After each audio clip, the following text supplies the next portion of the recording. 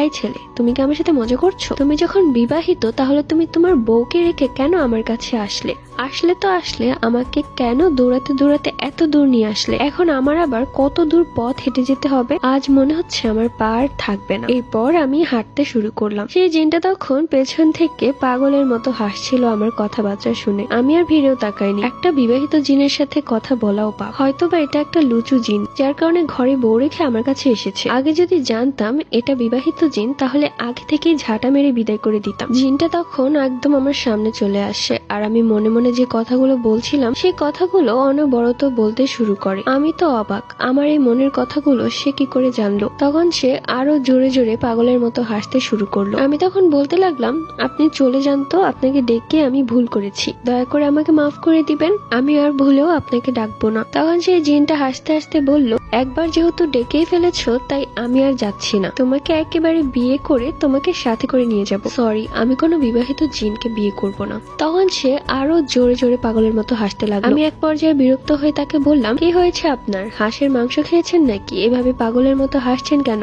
তখন সে হাসি অনেক কষ্টে থামিয়ে বলল, তোমার কথাগুলো এত মজার যে আমি আমার হাসি থামাতে পারছি না। এই মধ্যে হাঁটতে হাঁটতে আমি আমার বাড়ি অব্দি পৌঁছে গেছি। বাড়িতে এসে দেখলাম বাড়ির উঠোনে লাইট জ্বলছে, আর উঠোনে সবাই লাইট নিয়ে দাঁড়িয়ে আছে, জোরে জোরে চিৎকার করে বলছে, রুকাইয়া কোথায় তুই? আমি তখন মাথায় হাত দিয়ে বললাম, আয় হায়, কি হয়ে গেল? এবার মনে হয় আমাকে আর কেউ বাঁচাতে পারবে না। জিনটা তখন আরো জোরে জোরে হাসছে। আমি তখন বললাম, চুপ থাকুন আপনি, আপনার জন্যই সবকিছু হয়েছে। এখন আমার গ্রামের মানুষজন ভাববে নির্ঘাত আমি কারোর সাথে পালিয়ে গেছি। জিনটা তখন বলল, ঠিকই তো আছে, তোমার তো পালানোর খুব শখ, তাও আবার জিনের সাথে। তুমি তো আমার সাথেই পালিয়ে গিয়েছিলে, তো সত্যিটা সবাই জানলে সমস্যা কি? চুপ করুন আপনি, আর একটা কথাও বলবেন না। যদি বলেন তাহলে আপনাকে আমি জবাই করে ফেলবো। জিনটা একদম চুপ হয়ে গেল।